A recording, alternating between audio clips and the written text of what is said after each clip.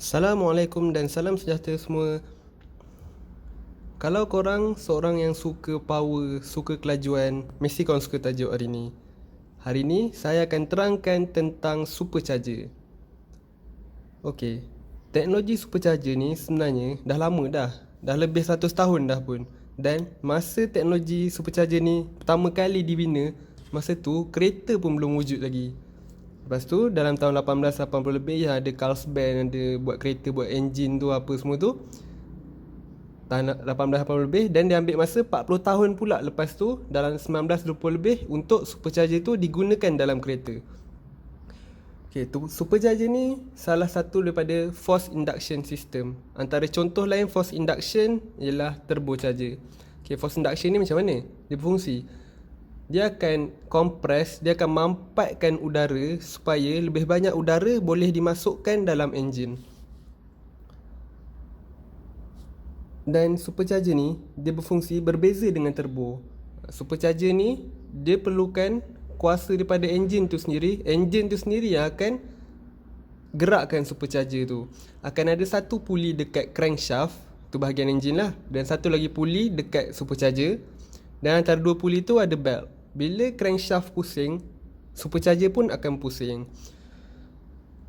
Ada 3 jenis supercharger. Yang pertama, root type ataupun orang panggil blower. Yang kedua, twin screw. Yang ketiga, centrifugal. Korang tengok dulu gambar ni.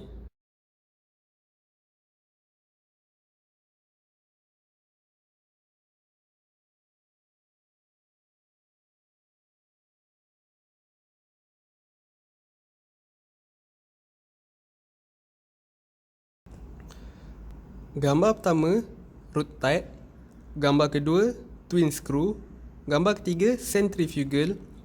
Yang 4 dan 5 tu nak tunjukkan yang bila supercharger tu dah diletakkan dalam enjin. Itulah korang tengok gambar tadi tu daripada luar je. Apa ada kat dalam tu? Untuk root type dengan twin screw, kat dalam tu ada ni, ada lobe, ada rotor. Belah kiri ni root type. Ni sepatutnya satu lagi lah sebelah dia.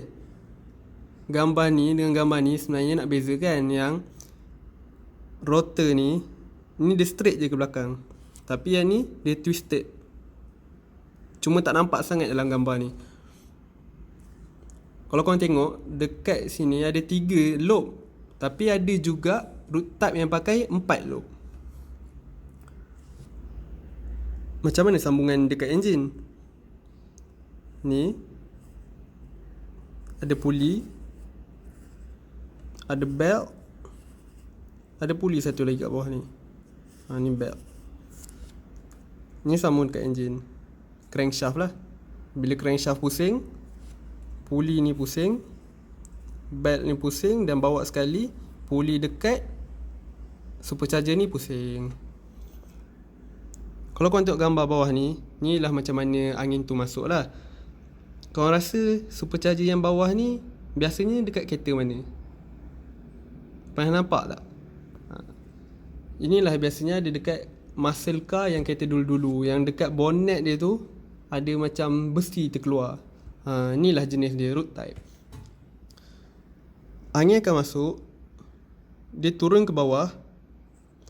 Rotor ni dia akan pusing keluar. Dua-dua rotor ni akan pusing keluar. Angin akan pergi dekat ruang-ruang antara ni dan turun ke bawah, barulah masuk ke dalam intake manifold. Yang ni pula jenis twin screw.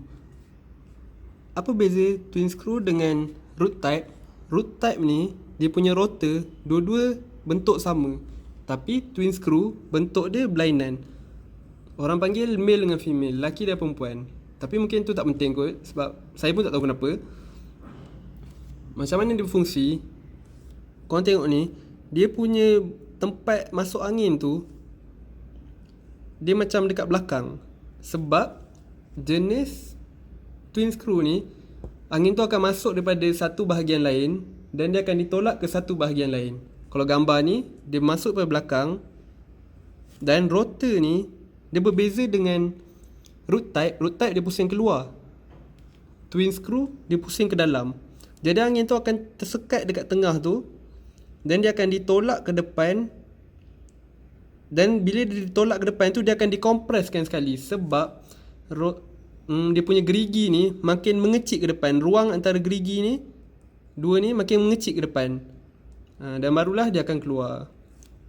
Sekali lagi, dia masuk ke belakang, rotor ni pusing ke tengah, dia ditolak ke depan, dan semasa ditolak ke depan tu dia dikompres, dan dia keluar masuk ke dalam intake manifold.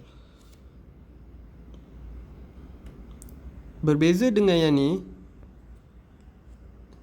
ni angin tu tak dikompres pun dalam supercharger. Yang ni angin tu dikompres dalam supercharger. Kedua-dua supercharger ni, jenis supercharger ni dipanggil positive displacement supercharger. Kalau korang tengok supercharger ni, yang gambar tadi tu daripada luar, tengok macam dua-dua ni sama je sebenarnya daripada luar. Macam tak boleh nak bezakan pun. Sebab yang bezakan dia ialah rotor ni. Tapi bila korang tengok rotor ni juga, korang pun macam tak boleh nak bezakan juga, sebab macam sama je. Okay, inilah penerangan saya sedikit tentang supercharger. Lepas ni saya akan terangkan juga tentang centrifugal supercharger dan sedikit kelebihan dan kekurangan setiap supercharger. Sekian. Kalau korang rasa korang dapat sesuatu daripada video ni, saya harap korang boleh tolong saya dengan klik like dan subscribe channel ni. Assalamualaikum dan salam sejahtera.